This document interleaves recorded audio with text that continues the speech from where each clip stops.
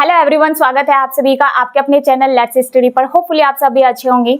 आज के इस सेशन में हम स्टार्ट करने वाले हैं माइक्रो ऑर्गेनिज्म को, यानी सूक्ष्म जीव को हम यहाँ पर आज पढ़ने वाले हैं।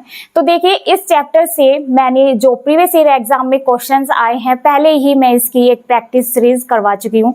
मैंने इसका कंटेंट नहीं करवाया था, तो आज इस चैप्टर से जो भी इम्पोर्टेंट टॉपिक है जहाँ से क्वेश्चन बनते हैं, उन्हीं आज मैं कुछ टॉपिक्स को यहाँ पर इस सेशन में आज यहाँ पर आप लोगों के साथ डिस्कस करने वाली हूँ।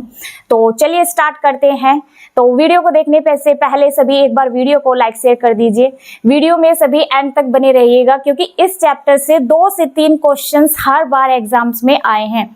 कई बार क्वेश्चंस आते हैं कि देखिए, क्वेश्चंस अब आजकल आपको पता है कैसे आते हैं, मैचिंग वाले क्वेश्चंस भी आते हैं, स्टेटमेंट में भी आते हैं। तो जो भी मैं पढ़ाऊँ इस लेक्चर के अंदर, तो आप प्लीज सभी वीडियो को सभी एंड तक देखिएगा। मोस्ट इम्पोर्टेंट ये टॉपिक है। तो चलिए स्टार्ट करते हैं। Micro organism. देखिए, माइक्रो ऑर्गेनिज्म से ही पता लग रहा है कि सूक्ष्म जीव यानी वो जीव जिनको हम अपनी खुली आंखों से, अपनी ऐसी नेक्ड आइज से नहीं देख सकते, वे होते हैं माइक्रो ऑर्गेनिज्म। इन्हें देखने के लिए हमें जरूरत होती है माइक्रोस्कोप की।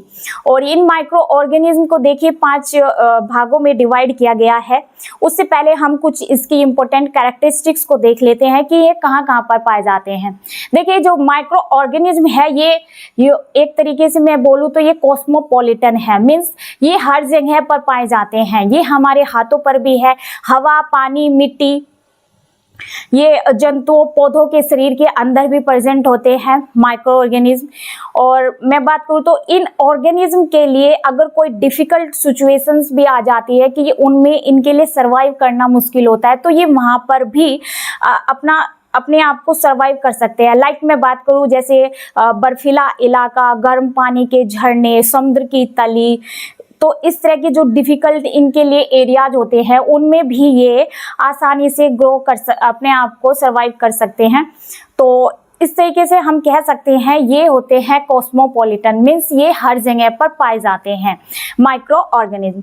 तो इन माइक्रो ऑर्गेनिज्म को डिवाइड किया गया है 5 पार्ट्स में। Bacteria, virus, protozoa, fungi, algae. First bacteria को हम जीवाणु कहते हैं, वायरस को विषाणु, प्रोटोजोआ को हिंदी में भी प्रोटोजोआ ही कहते हैं, फंजाई कवक, एल्गी शैवाल। अब हम इनके एक एक के कुछ कैरेक्टरिस्टिक्स को देखते हैं, जहां से स्टेटमेंट में क्वेश्चंस भी आ सकते हैं। और फिर मैं बाद में एक टेबल आपके साथ यहाँ पर कंटिन्यू करूंगी पढ़ाने के लिए। उस टेबल से यानी बीमारी, उसमें मैं डिस्कस करूंगी प्लांट में होने वाली कुछ डिजीज, इन बैक्टीरिया, वायरसेस का रोल होता है कराने में, और कुछ मनुष्यों के अंदर, जंतुओं के अंदर इनके थ्रू जो डिजीज होती है, उनके ऊपर मैं अभी एक टेबल में आप लोगों के साथ डिस्कस करूंगी। तो चलिए पहले हम थोड़ा सा इनका देख लेते हैं कैरेक्टरिस्टिक्स को।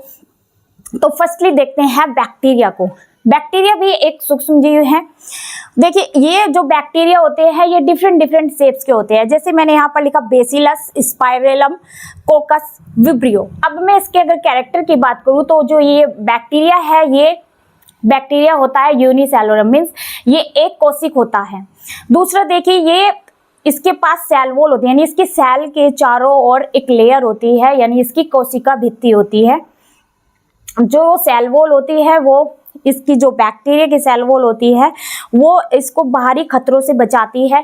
और इस सेल वॉल के बाहर भी एक लेयर होती है जो बहुत कठोर लेयर होती है, जिसको कहते हैं कैप्सूल। अब इसका मेन कैरेक्टर को मैं अभी बताऊंगी। जो वो मेन कैरेक्टर है वो रिप्रोडक्शन का है। जब ये बैक्टीरिया यानी ये जो जीवाणु है, जब ये रिप्रोडक्शन कर रहे होते हैं, जब ये बैक्टीरिया रिप्रोडक्शन कर रहे होते हैं, तो उसी टाइम पर ये अपनी नई प्रोजेनी को ग्रो करते हैं। यानी एक तरीके से इनमें जो ग्रोथ हो रही होती है, इन माइक्रो ऑर्गेनिज्म के ग्रोथ के टाइम पर ही इनमें रिप्रोडक्शन भी होता है। तो ग्रोथ और रिप्रोडक्शन इनमें साथ साथ चलता रहता है। तो उसी दौरान ये अपनी पॉपुलेशन को भी बढ़ाने का काम करते हैं माइक्रो ऑर्गेनिज्म। नेक्स्ट देखते हैं अब देखिए वायरस की बात करते हैं। वायरस को देखते हैं, सबसे पहले डिस्कवर किया इवानोवस्की ने, एक रूसी वैज्ञानिक थे, 1892 में इसको डिस्कवर किया था। देखिए जो वायरस है माइक्रो ऑर्गेनिज्म में, सभी ऑर्गेनिज्म में थोड़ा सा इसका डिफरेंट स्ट्रक्चर होता है। वो क्यों होता है? क्योंकि इसे इवानोवस्की ने बताया था कि ये लिविंग और नॉन लिविंग के बीच की इनको एक तरीके से बॉर्डर लाइन बोला गया है, यानी सजीव और निर्जीव के बीच की कड़ी कहते हैं इन वायरस को। क्यों कहते हैं? देखिए जब ये इन्वायरमेंट में फ्रीली ऐसे ही वायरस घूमते रहते हैं, जैसे ही इन्हें अपना होस्ट मिल जाता है उसकी बॉडी में एंट्री करते सार ये एक्टिव हो जाते हैं, अदरवाइज ये इन्वायरमेंट में ऐसे इनएक्टिव फॉर्म में घूमते रहते हैं। दूसरा देखिए, आप लोगों ने यूनिसेलुलर यानी एक कोशिक बहुकोशिक ऑर्गेनिज्म सुना होगा कि ये एक कोशिक कैटेगरी का है, ये मल्टीसेलुलर यानी इसकी जो बॉडी है वो मल्टीसेलुलर है, इसकी यूनिसेलुलर। लेकिन ये जो वायरस है, वायरस को अलग ही नाम दिया हुआ है कि ये क्या है, ए सेलुलर है, यानी इसकी खुद की सेल जो है खुद की सेल नहीं होती है, ये हमेशा अपनी लाइफ को सर्वाइव करने के लिए दूसरों के ऊपर डिपेंड होता है। ये कभी भी अपने आप से अपना रिप्रोडक्शन वगैरह जो है खुद से नहीं कर सकता। ये हर एक चीज के लिए, अपने खाने के लिए जो भी इसको चाहिए होता है, तो खाने के लिए, रिप्रोडक्शन के लिए दूसरे ऑर्गेनिज्म यानी अपने होस्ट के ऊपर ये डिपेंड करता है वायरस। नेक्स्ट देखते हैं प्रोटोजोआ। जो ये प्रोटोजोआ है ये भी एक माइक्रो ऑर्गेनिज्म है, ये भी यूनिसेलुलर यानी एक कोशिक होता है प्रोटोजोआ। ये जो प्रोटोजोआ है, प्रोटोजोआ के एग्जांपल देखिए, अमीबा, पैरामीशियम। अमीबा जो होते हैं अपना खाना रिप्रोडक्शन, इसके पास, अमीबा के पास होते हैं इसके कूटपाद, यानी इसके जब ये बॉडी में इसकी मूवमेंट होता है या इसको खाना चाहिए होता है अमीबा को, इसके जो कूटपाद यानी जो इसकी जो अमीबा की आपने बॉडी देखी है, अमीबा की बॉडी कुछ इस तरीके की होती है, इर्रेगुलर शेप की होती है। तो ये अपनी बॉडी को एक तरीके से फिक्स करके नहीं रखता है, चेंज करता रहता है अमीबा। तो ये जो भी काम करता है, इसके पास इसके कूटपाद होते हैं, उसके थ्रू ये मूवमेंट करता है खाना खाने के लिए। जब इसे अपना खाना की जरूरत होती है तो ये अपने इन कूटपाद के थ्रू ही अपना काम करता है। पैरामीशियम के पास सीलिया होते हैं। पैरामीशियम का कुछ स्ट्रक्चर इस तरीके का होता है, ऐसे चारों ओर इसके इस तरह के ये सीलिया प्रेजेंट होते हैं इस पैरामीशियम के पास। तो ये जितना भी काम करता है अपने इन सीलिया के थ्रू करता है पैरामीशियम। प्रोटोजोआ यूनिसेलुलर होता है, ये भी अपना रिप्रोडक्शन करता है। अब देखिए प्रोटोजोआ के थ्रू जो डिजीज होती है, मैं एक दो मैं बात करूँ डिजीज की, जैसे देखिए जो प्लाज्मोडियम है, प्लाज्मोडियम एक वेक्टर होता है किस डिजीज के लिए, मलेरिया। अब देखिए जो मलेरिया है, मलेरिया जो हमें डिजीज होती है, वो मलेरिया को एक तरीके से हमें डिजीज को फैलाता कौन है, मच्छर फैलाता है। एक फीमेल मच्छर होती है एनाफिलिस, वो ही एक जो इन्फेक्टेड ह्यूमन होता है उसकी बॉडी का ब्लड चूस के वो एनाफिलिस मच्छर दूसरा स्वस्थ मनुष्य की बॉडी पर जाकर बैठता है, और वो जो खून चूसता है, जो इन्फेक्टेड मनुष्य है उसकी बॉडी का खून चूसा, वो जो खून चूसा खून के अंदर प्रेजेंट होता है मलेरिया डिजीज का वेक्टर प्लाज्मोडियम। तो जो मेन एक तरीके से जो मलेरिया होता है वो प्लाज्मोडियम के थ्रू होता है। फैलाता कौन है, मच्छर। कौन सा मच्छर, एनाफिलीज। एनाफिलीज मच्छर फैलाता है मलेरिया रोग को एक इन्फेक्टेड मनुष्य से स्वस्थ मनुष्य की बॉडी में। जो ये मलेरिया रोग फैलता है वो फैलता है मच्छर के थ्रू फैलता है। तो इन्फेक्टेड का खून चूसा उस मच्छर ने, बैठा, फिर जाकर दूसरे स्वस्थ मनुष्य की बॉडी पर जैसे ये एनाफिलीज मच्छर बैठता है तो ये दूसरा स्वस्थ मनुष्य को भी इन्फेक्ट कर देता है। इस तरीके से होता है मलेरिया। नेक्स्ट मैं बात करूं, ये जो मैंने यहाँ पर लिखा, अमीबा की ही एक स्पीसीज होती है एंट अमीबा हिस्टोलिटिका। जो वो एंट अमीबा हिस्टोलिटिका अमीबा की ही स्पीसीज है, वो करती है पेचिस रोग, यानी वो कर देती है डिसेंट्री।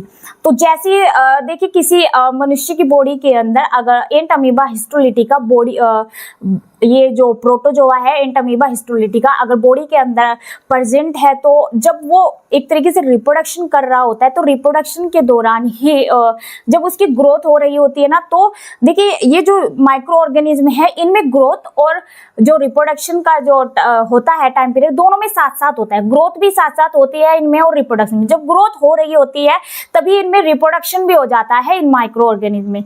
तो वो जैसे ही अपनी जो पेरेंट सेल होती है वो डिवाइड कर रही होती है, तो एक पेरेंट सेल से दो डॉटर सेल जब बनती है तो उसी दौरान वो जो पेरेंट सेल है वो लूज मोशन के थ्रू बाहर रिलीज हो जाती है और बॉडी के अंदर रह जाती है डॉटर सेल। तो इस तरीके से इनका प्रोसेस चलता रहता है।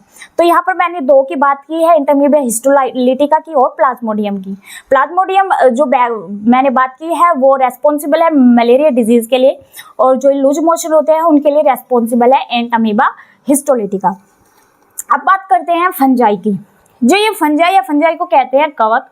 आम लैंग्वेज में अगर मैं बात करूं फंजाई की, तो फंजाई को कहते हैं आम लैंग्वेज में इसको कहते हैं फुई।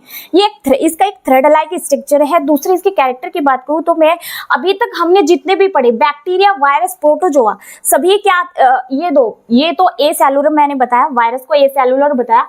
बाकी जो मैंने बैक्टीरिया और प्रोटोजोआ आप लोगों के साथ अभी मैंने जो पढ़ाया है यूनिसेलुलर बताया। लेकिन ये जो फंजाई है, फंजाई से स्टार्टिंग हो गई है कि ये जो माइक्रो ऑर्गेनिज्म है ये एक कोशिक व बहुकोशिक दोनों होते हैं। कौन होते हैं? फंजाई। तो फंजाई का स्ट्रक्चर एक कोशिक बहुकोशिक दोनों ही होता है, यानी यूनिसेलुलर और मल्टीसेलुलर। देखिए ये जो फंजाई है इसको कहते हैं आम लैंग्वेज में फुई। तो फुई को तो सभी ने देखा है। देखिए जब भी कोई हमारा मटेरियल खराब हो जाता है, लाइक मैं बात करूँ रोटी के ऊपर जो वो ब्लैक ग्रीन कलर की जो स्टिक जो आ जाते हैं, रुई जैसा जो आप लोगों ने फॉर्म देखा है, ग्रीन सा रोटी के ऊपर जो हो जाता है, नमी पाकर होती है ये फंजाई। तो जैसे ही नमी वाला एरिया होता है तो वो ये फुई ग्रो कर जाती है। ब्रेड के ऊपर, अचार के ऊपर आपने देखा है वाइट सा जो आ जाता है वो क्या होती है? फुई होती है। तो फुई को ही कहते हैं फंजाई। और ये देखिए फंजाई सभी ऑर्गेनिज्म के बारे में मैंने स्टार्टिंग में एक बात की थी कि हर जगह पर ग्रो कर जाते हैं। ये फंजाई जो है ये खाली इन मटीरियल्स के ऊपर ग्रो नहीं करती है। हमारे पास जितना भी मैं थिंग्स की बात करूँ, हमारी जो बुक्स होती है या चमड़े की जितनी भी वस्तुएं होती हैं, ये मनुष्य की बॉडी के अंदर भी, बॉडी के ऊपर उनके अंदर भी ये फंजाई एक तरीके से इन्फेक्ट करती है चीज़ों को। तो हर जगह पर इसका रोल होता है। देखिए कुछ फंजाई हमेशा, ये जितने भी माइक्रो ऑर्गेनिज्म हैं ज़्यादा ही इनके रोल होते हैं एक तरीके से हम लोगों को इन्फेक्ट करने के लिए, चाहे वो प्लांट हो या मैं किसी एनिमल्स की बात करूँ या हम ह्यूमंस की बात करूँ। तो ये जितने भी ऑर्गेनिज्म है एक तरीके से ये क्या करते हैं, ज़्यादातर हम लोगों को नुकसान ही देते हैं, लेकिन कुछ फायदा भी देते हैं। जैसे मैंने यहाँ पर लिखा मशरूम। मशरूम क्या है? मशरूम है ये एक कवक है, लेकिन ये कवक हमारे लिए फायदेमंद है, क्योंकि मशरूम एक कवक है लेकिन हम इस मशरूम को खाते हैं। तो खाने के रूप में हम इस मशरूम को यूज करते हैं। क्या है? ये एक कवक है। ऐसे ही मैं बात करूँ एक कवक और है पेनिसिलियम। वो पेनिसिलियम से बनाई जाती है पेनिसिलिन एंटीबायोटिक। तो देखिए कवक हमारे लिए कुछ फायदेमंद भी होती है, कुछ एक तरीके से हमारे लिए नुकसानदायक भी होती है। और ऐसे ही कुछ बैक्टीरिया हमारे लिए फायदेमंद होते हैं और कुछ बैक्टीरिया हमारे लिए नुकसानदायक भी होते हैं। लाइक मैं बात करूँ लैक्टोबैसिलस बैक्टीरिया। देखिए जो लैक्टोबैसिलस बैक्टीरिया है ये देखिए दूध को हम लेते हैं, दूध के अंदर जो प्रेजेंट होता है, दूध को जो ठीक रखता है एक तरीके से, वो बैक्टीरिया कौन सा होता है? लैक्टोबैसिलस बैक्टीरिया होता है। तो देखिए ज़्यादातर इनके नुकसान होते हैं लेकिन कुछ फायदे भी होते हैं। अब बात करते हैं एल्गी की। एल्गी को कहते हैं शैवाल। इसका भी दूसरा कॉमन फॉर्म है काई। आपने देखा होगा ग्रीन सा एरिया, जहाँ पर भी ज़्यादा बरसात के दिनों में आपने देखा होगा दीवारों के ऊपर साइड में थोड़ा, या किसी का ऐसा एरिया है जैसे कच्ची मिट्टी, कुछ किसी के ऐसे पुराने घर है, तो ग्रीन आपने देखा होगा लेयर सी होती है। तो उसको क्या बोलते हैं आम लैंग्वेज में? उसको बोलते हैं काई। तो काई को ही कहते हैं शैवाल।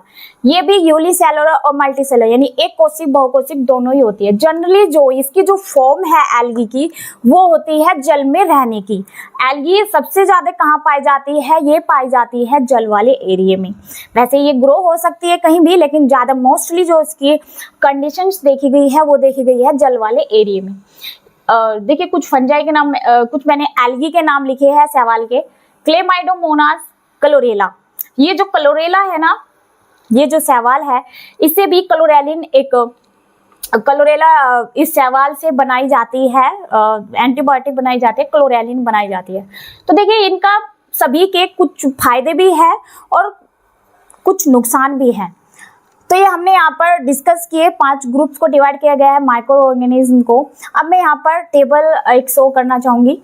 तो उस टेबल में इन सब के थ्रू होने वाली डिजीज को अब मैं यहाँ पर आपको बताऊंगी कि इनके थ्रू कौन कौन सी डिजीज होती है। चलिए देखते हैं इनसे होने वाली डिजीज को अब देखते हैं। देखिए डिजीज होती है, दो टाइप की डिजीज होती है।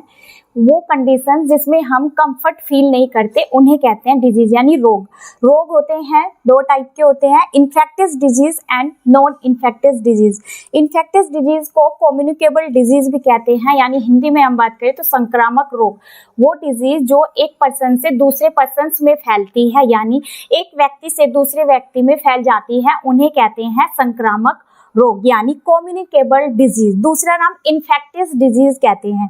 दूसरे टाइप की डिजीज होती है नॉन इन्फेक्टियस डिजीज यानी असंक्रामक रोग। ये जो असंक्रामक रोग होता है ये एक पर्सन से दूसरे पर्सन में नहीं फैलता। तो देखिए इसके संक्रामक रोग का मैं अगर एग्जाम्पल लूं तो इसका एग्जाम्पल है कोरोना, टीबी। ये जो रोग है कोरोना एंड टीबी ये वायरस के थ्रू होने वाली है। कोरोना वायरस के थ्रू होने वाली है एंड ये जो टीबी है ये बैक्टीरिया के थ्रू नहीं, यानी ये देखिए अगर एक व्यक्ति को हो गई है तो उस व्यक्ति से दूसरे व्यक्ति को भी ये डिजीज हो सकती है। जैसे कोरोना वायरस आया था, कोरोना वायरस एक पेंडेमिक डिजीज है, हो गई है, मतलब एक पेंडेमिक डिजीज है कोरोना वायरस। देखिए ये जो कोरोना वायरस आया था तो एक व्यक्ति में आया, एक व्यक्ति से दूसरे व्यक्ति में, फिर तीसरे व्यक्ति में, इस तरीके से ये पर्सन टू पर्सन फैलता चला गया। ऐसे ही टीबी है। टीबी भी देखिए जब मनुष्य को ज्यादा लंबे टाइम तक अगर खांसी रहती है और फिर खांसी के साथ खून आने लगता है तो उसके बाद जैसी खांसी भी बहुत लंबे टाइम के बाद खून आने लगता है तो समझिए कि वो जो टीबी है बहुत ज्यादा हमारी बॉडी में फैल गया है और ये सबसे ज्यादा इन्फेक्ट किसको करता है, हमारे लंग्स को करता है। फिर धीरे धीरे हमारे ऑर्गन्स को ऐसे ही फैल करता चला जाता है। ये टीबी रोग किसके थ्रू होता है, बैक्टीरिया के थ्रू ये होता है। ऐसे ही कोरोना जो है ये एक वायरस के थ्रू होने वाली डिजीज है। और असंक्रामक रोग यानी नॉन इन्फेक्टियस डिजीज का जो एग्जांपल है, जैसे मैं बात करूं डायबिटीज, तो डायबिटीज एक मनुष्य से दूसरे मनुष्य में फैलने वाली डिजीज नहीं होती है, तो इसका एग्जांपल है डायबिटीज नॉन इन्फेक्टियस का। तो यहाँ पर मैंने एक टेबल बनाई है, देखिए ह्यूमन में होने वाली डिजीज इन सब बैक्टीरिया वायरस के थ्रू। तो यहाँ पर देखिए जो सबसे पहले मैंने यहाँ पर लिखी ट्यूबरक्यूलोसिस यानी टीबी, इसी को लिखा। तो टीबी क्या है, हमारा इन्फेक्टियस डिजीज है, एक पर्सन से दूसरे पर्सन में फैलने वाली। इसका मैंने अभी लक्षण बताया, जब बहुत ज्यादा खांसी लंबे टाइम तक रहने के बाद जब खांसी में खून आने लगता है तो ये हमारे सबसे ज्यादा लंग्स को डैमेज करता है, उसके बाद हमारी स्मॉल इंटेस्टाइन को, फिर ऐसे ऐसे ये फैलता चला जाता है। तो ये होता है बैक्टीरिया के थ्रू और इसका जो मोड ऑफ ट्रांसमिशन है वो है एयर, हवा के थ्रू ये बैक्टीरिया जो है एक पर्सन से दूसरे पर्सन में जाता है। किसके थ्रू जाता है, एयर के थ्रू जाता है। दूसरा है मीजल्स यानी खसरा। इसके सिम्टम्स देखिए खसरा के होने के क्या है कि बॉडी पर बहुत ज्यादा बुखार आना। मीजल्स के थ्रू क्या होता है कि बॉडी में बुखार आता है बहुत तेज, और दूसरा सारी बॉडी के ऊपर, सारे शरीर के ऊपर लाल लाल चकदे से बन जाते हैं इस मीजल्स के कारण। इसका जो यहाँ पर पॉजिटिव माइक्रो ऑर्गेनिज्म है वो है वायरस, तो ये वायरस के थ्रू होने वाला है मीजल्स। इसका भी जो मोड ऑफ न्यूट्रिशन है वो है एयर। नेक्स्ट देखिए ये है चिकन पॉक्स। जो ये चिकन पॉक्स है इसका भी जो माइक्रो ऑर्गेनिज्म है पॉजिटिव वो है वायरस। वायरस की मैंने बताई थी डिस्कवरी की इवानोवस्की ने। ये जो बैक्टीरिया है, बैक्टीरिया की डिस्कवरी की ल्यूवेनहॉक ने। बैक्टीरिया की डिस्कवरी किसने की, ल्यूवेनहॉक।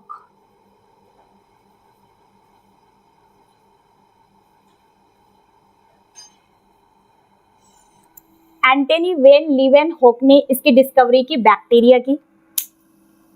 यहाँ पर देखिए अब ये जो चिकन पॉक्स है ये होने वाला है वायरस के थ्रू होने वाली ये बीमारी है, और जो इसका भी मोड ऑफ न्यूट्रिशन है एयर, हवा के थ्रू ये फैलता है एक पर्सन से दूसरे पर्सन में। इसी का एक और भाई है स्मॉल पॉक्स, ये है चिकन पॉक्स, दूसरा होता है स्मॉल पॉक्स, वो भी वायरस के थ्रू ही होने वाला है। नेक्स्ट है पोलियो। पोलियो देखिए, पोलियो का जो वायरस है जैसे ही हमारी बॉडी के अंदर एंटर करता है वो सबसे पहले हमारे ब्रेन को डैमेज करता है। पोलियो डिजीज का जो वायरस है जैसे ही हमारी बॉडी में एंटर करेगा सबसे पहले हमारे ब्रेन को डैमेज करेगा, उसके बाद हमारी मसल्स को इफेक्ट करता है। फिर हमारी मसल्स यानी बॉडी की शेप इस तरीके की आड़ी टेढ़ी हो जाती है कि उसका दिमाग तो प्रॉपर काम नहीं करता है, लेकिन मसल्स भी सबसे ज़्यादा इफेक्ट होती है, जिस वजह से वो इंसान एक नॉर्मल इंसान की तरह कभी रह नहीं सकता।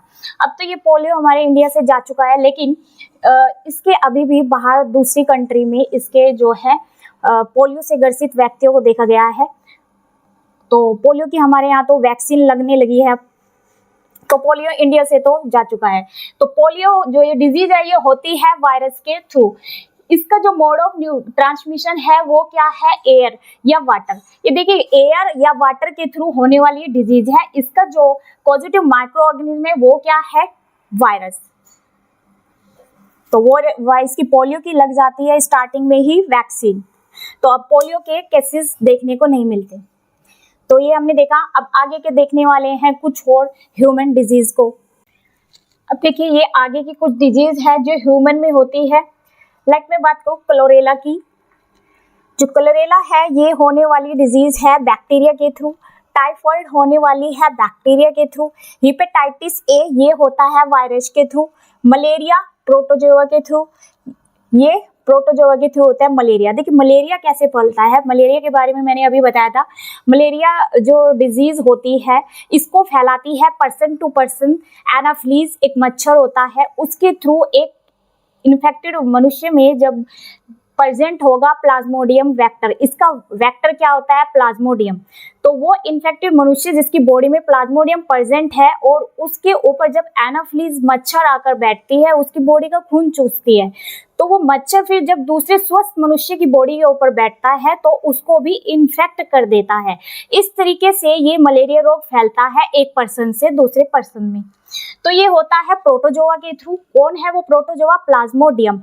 फैलाता कौन है, एनाफ्लीज मच्छर। नेक्स्ट है डेंगू। ये डेंगू भी एक मच्छर के थ्रू होता है, वो मच्छर है एडीज। एडीज मॉस्किटो, वो भी एक फीमेल है। जो एडीज है एक फीमेल मच्छर है। वो मच्छर भी ऐसे ही जो इन्फेक्टेड मनुष्य है उसकी बॉडी के ऊपर बैठती है, खून चूसती है, फिर दूसरे स्वस्थ मनुष्य की बॉडी के ऊपर बैठती है और इस तरीके से ये एक पर्सन से दूसरे पर्सन में ये रोग फैलता है डेंगू। ये होता है वायरस के थ्रू। ठीक है, नेक्स्ट देखिए एड्स। जो ये एड्स है ये भी फैलता है एक पर्सन से दूसरे पर्सन में, ये फैलता है वायरस के थ्रू। नेक्स्ट है मम्प्स। मम्प्स भी वायरस के थ्रू फैलने वाली एक डिजीज है। जो मम्प्स डिजीज होती है ये वायरस के थ्रू होती है। स्मॉल पॉक्स ये भी वायरस के थ्रू होती है।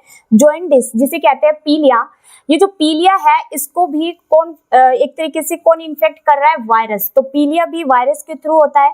प्लेग, ये जो प्लेग है ये होता है बैक्टीरिया के थ्रू, ये फैलता है मक्खी के द्वारा। जो प्लेग डिजीज होती है ये मक्खी के द्वारा एक पर्सन से दूसरे पर्सन में फैलती है। यहाँ पर आपने एड्स देखा होगा। एड्स का जो वायरस है एड्स का वायरस होता है HIV। कौन सा होता है इसका वायरस, HIV। तो ये जो HIV वायरस है इसके थ्रू ये इस वायरस के थ्रू ही ये बीमारी होती है एड्स। इसके लक्षण हैं देखिए, वो मनुष्य जो इन्फेक्ट है एड्स से तो उसने अगर उसका यूज किया हुआ रेजर है उससे अगर किसी स्वस्थ मनुष्य ने उस रेजर को यूज कर लिया हो, इस तरीके से एड्स हो सकता है। या फिर वो डॉक्टर जिसने एड्स वाले व्यक्ति को लगाई हो, इंजेक्शन लगाई हो, उसी को अगर उसकी नीडल नहीं चेंज करते हैं उसके थ्रू एड्स हो सकता है। इस तरीके से HIV वायरस के थ्रू एड्स होता है। और जैसे मैंने ये दो एक बताई बातें, इनके थ्रू ये ऐसे एक पर्सन से दूसरे पर्सन में फैलता है। एड्स का पता लगाने के लिए एलिसा टेस्ट किया जाता है। कौन सा टेस्ट किया जाता है, एलिसा।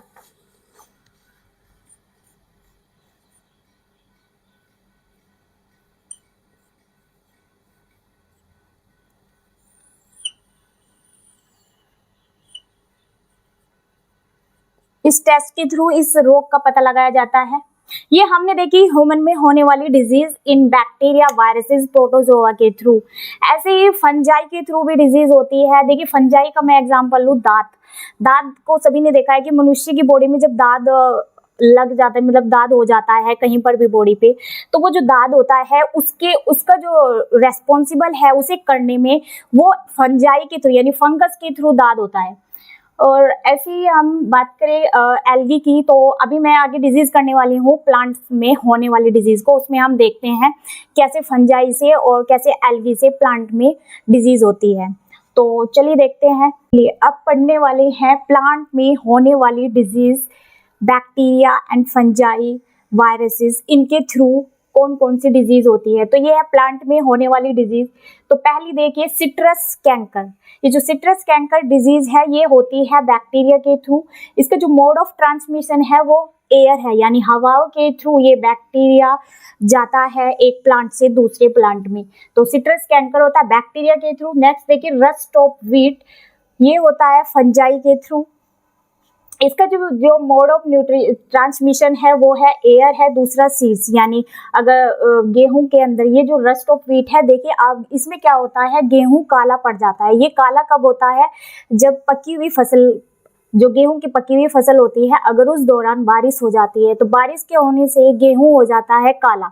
तो वो जो गेहूं काला हो जाता है, कुछ फसलें कट जाती है जो बिना कटी हुई फसल होती है, तो उनमें गेहूं काला पड़ जाता है। तो वो जो काला होता है उसमें फंगस लगती है, पक्षीनिया फंगस लग जाती है। तो उस पक्षीनिया फंगस के थ्रू हो जाता है गेहूं में जो काला होता है, कालापन आ जाता है, उस डिजीज को कहते हैं रस्ट ऑफ व्हीट। तो इसका जो इसका मोड ऑफ ट्रांसमिशन है वो एयर और सीड्स है।